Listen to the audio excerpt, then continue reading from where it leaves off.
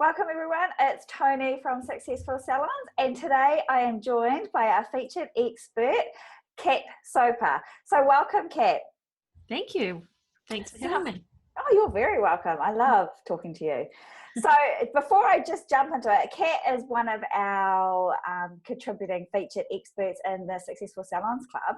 And Kat has an amazing background. She is the founder of the Helpful Brand, a systems strategist, trainer and coach. She helps maximize businesses, their efficiency and profit by helping them implement smart systems.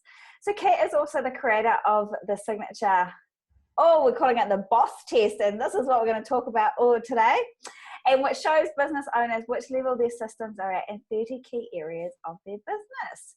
So Kat, tell us a little bit how you got to where you are today and how you developed the boss test, and what does the boss test stand for? Sure. So how I got to where I am today. Well, I guess a whole lot of things came to where I am today, but before I had children, I worked mostly in sales and marketing and administration, and I worked for quite a lot of different companies over the years, which gave me real insight into how lots of different places operate. And then after having children, I started working as the project manager for a virtual assistant company, which gave me, I think I managed about 70 or 80 clients. So it really gave me very broad experience on how lots of different companies operate, what systems they use, what works well for them, what doesn't, etc. So yeah, then I 2.5 years ago decided that I wanted to be working for myself again. I missed it, and I started my own company, the Helpful Brand.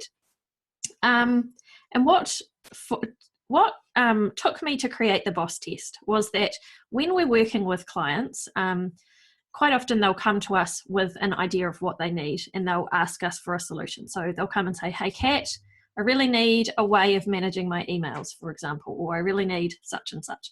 And so I would come up with a solution for them, and then we would implement it. And as you know, all of the business owners know who are watching, implementing a new system can be a little stressful and in many cases a little bit expensive. Nobody kind of enjoys the process. Well, at least I haven't met a person yet who enjoys the process of implementing change. Let's face it, none of us really like change. So we would get to the point of implementing this new system and then discover that because we didn't have the big picture, we hadn't considered something, and something over here needed to be fixed. And that meant that we had to go back and do some reworking on what our solution was. And I just found it a really frustrating and inefficient process. And it wasn't that our customers were unhappy because, you know, at the end of the day, we'd given them what they asked for. But I love to give our customers the best solutions possible. And for that to happen, I like to have the big picture. So we worked out the areas of the business that every business needs good systems in, and that's what made us create the BOSS test, which stands for the Business of Smart Systems test. Very, very cool. I love the BOSS test. I was lucky enough to be able to have a go of the BOSS test and see what areas of my business I'm doing really well at and what areas I actually suck at. And there are a couple. So I found it really cool. So can you sort of, in the BOSS test, you go through so who is the BOSS test for? Let's start there. Sure. So the BOSS test is for any business owner that wants to scale. Okay, so because it's a Business of Smart Systems test, and you cannot scale your business without having good systems in place. It's just the two do not go together. If you don't have systems, you can scale, but you'll either burn yourself out or you'll run out of money or you'll end up with a lot of unhappy customers because the two are not really compatible. So it's for any business that wants to scale. It's for any business that wants to improve their sales or improve their customer satisfaction. Basically, any business that wants to improve. Cool. Love it. Love it. And I think we all want to improve and grow our businesses and create more freedom for ourselves. Absolutely. Okay. So in the BOSS test, you talk about the 8 fundamentals that make up the BOSS test. Mm-hmm. So can you sort of run us through sort of quickly what those 8 fundamentals are? Absolutely. So these 8 fundamentals are the 8 areas that we believe all businesses should have some form of systems in.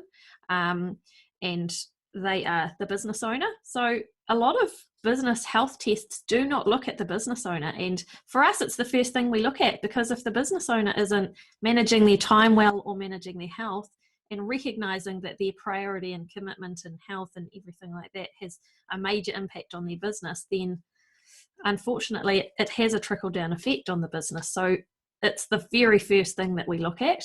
And then we look at their business plan. So do they have a business plan? We look at their business finances.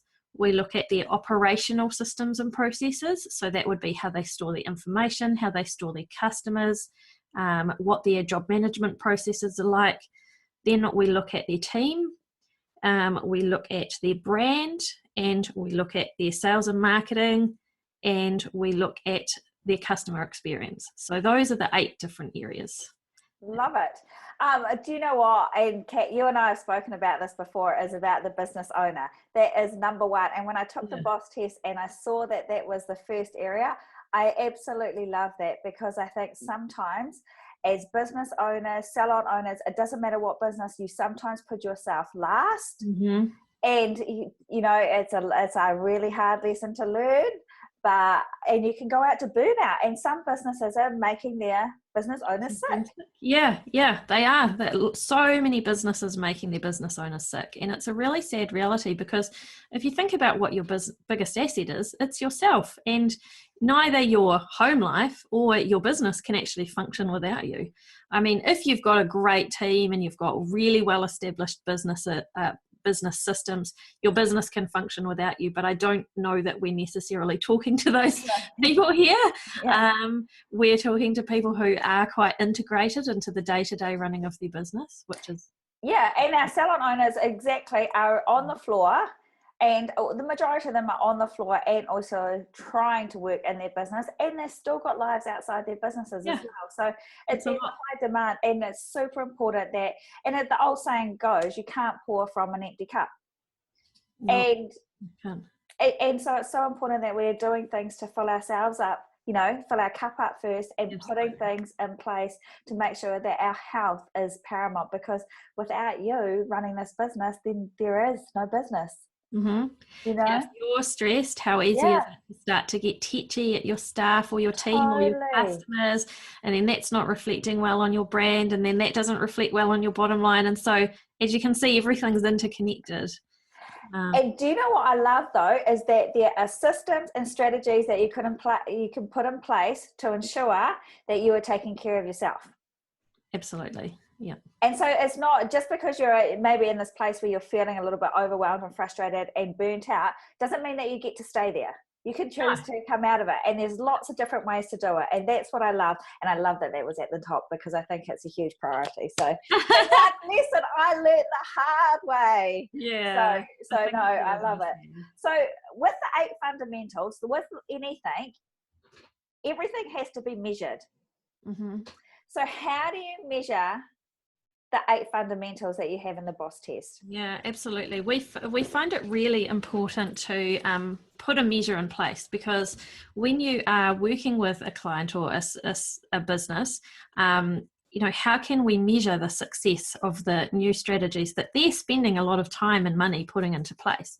So we've come up with a way to measure it, and that's essentially what the boss test does. Is it's a measurement tool, and those are 5 different levels. So we've got infrared level, which means that the system doesn't exist at all. I've got a couple of those. Yeah, I think I have a couple of those. Just because I'm a systems person doesn't mean my business is perfect. I don't think there's a perfect business out there. So just it's room for improvement. Yeah, exactly. And I want to make this very, very clear, is not all of the systems are of equal importance either. Mm-hmm. So it really depends what scale, what size of business you've got, what stage of business growth you're at, and so on. So an infrared doesn't necessarily have to be, oh my God, it depends what it is. So we've got infrared, which is no system. Red means that you've got a system, but it's not sufficient. Orange means that you've got a system, but you either use it inconsistently, and I'm sure many of us can put our hands up for that, or it might be that it's a very manual system, it's very labor intensive, and it could use a lot of automation. Then yellow means you've got a really good system. Yellow's a great level. So if you've got yellows, you can be really pleased that you've got yellows. And the only thing that's missing at yellow is a lot of the time strategy. So green level, the last level, optimal level, is when you're using a system strategically to help you achieve your business goals. So that's usually the missing ingredient. Or the other thing it could be missing is a regular review process. So really interesting when you're talking about that, and you're talking about meeting or getting to your business goals and using strategy, which will take you back to your second fundamental is the business plan. If there's nothing really in place for that, you're not going to measure very well, are you, down the track? Well, I mean, you can measure well in lots of areas, but you won't measure well in your business plan. Business plan is kind of tricky because people can see a business plan as hugely overwhelming in this big, massive document. Really, what I like to think about a business owner, and maybe your salon owners might relate, is what are you trying to achieve by being in business? Go back to your why. What is your why? Mm-hmm. And like if you've got a goal to spend more time with your family, well, is your business helping you achieve that? If not, how about we come up with a plan to help that happen? Or if it's to earn a certain amount of money or to create some kind of lifestyle, what is your plan to help you achieve that? So it doesn't have to be a massive document. In fact, mine's just in Trello. Yeah, I don't think mine's that big. Mine's like 3 pages, I think. Yeah, it's really not. It doesn't have to be massive, but what it should do is break down what your goal is and then have work it backwards. So I only like to work in 90-day periods. That's as far ahead as I can think. And then I just set a theme for each month. So each month, my theme, at the moment, it's content creation. Mm-hmm. So I'm creating lots of content. And then next month, it's going to be marketing-said content. So I'll be all about marketing. So just having a theme even is a really good place to start with a business plan. You'll be doing marketing on the beaches. Yes, I will. Or going on a big holiday for a couple of months. Yeah, and had I not had smart systems in my business, this would not have been able to happen. So we're about to go for 2 months, and with our 2 children and my husband, and hopefully make some money while we travel. Of course you will. Yeah, and you'll be enjoying creating memories and having that freedom, which is amazing. I love it. Yeah. So we just touched on the business plan. Mm-hmm. So how important is it for a salon owner or any business owner to have some sort of business plan to work towards? Well, I think it's very important, personally, because if you don't have a business plan or if you don't have an idea of what you want, how can you achieve it? Mm-hmm. So, really it comes down to what you want. So it's not about just letting the day run you as per se, mm-hmm. It's about you running the day and going towards it. So really those first 2 in the boss test, the first 2 fundamentals, the business owner and the business plan are very fundamental in the whole process of going forward. Yeah. It's all about you. It's all about your why, what you want, keeping you strong and fit and healthy enough to create what you want. And motivated and inspired. Yeah. Yeah. Okay. So if somebody is lucky enough to receive, take the boss test and receive a green level in one of their fundamentals, what do they do from there? Because green level is that. Well, green level is optimum. Yeah, but it's going really well. The thing about green level is that it's something that you need to consistently work at. So it doesn't mean you can kind of go, put my feet up, Like unfortunately, the thing about systems is that you need to keep reassessing them. So, and the green level can be a bit of a moving target because again, it goes back to what stage of business you're at.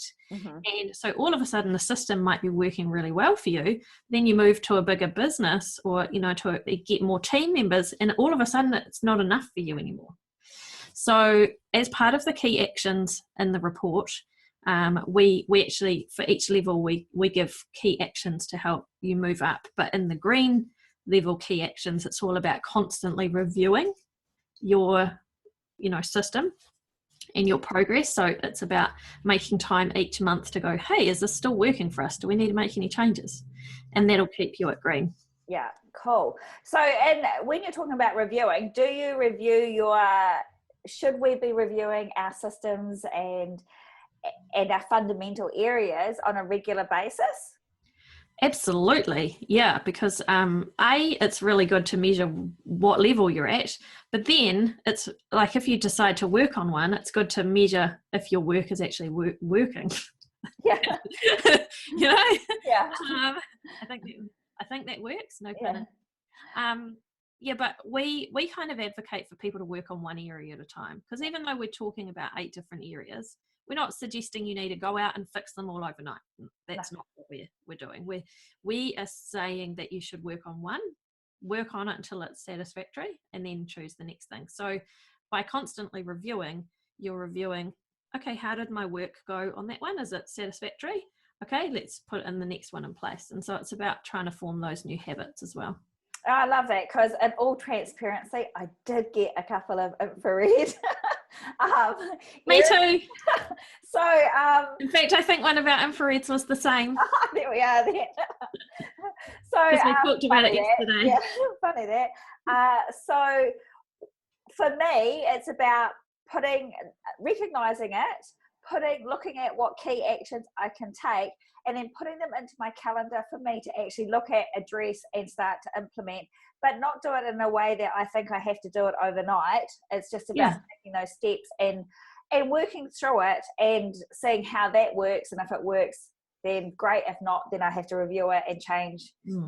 So it's good that people know that you don't have to go and do things straight away. Oh, absolutely. And the other thing is that some of them are really easy to up level in. Like you hardly have to change anything at all to move, and some of them are more in depth so it is quite complex, because not all of them are created equal, not all of them are of equal importance, and not all of them are as easy to implement changes in. So there is a little bit of nuance, I suppose, there.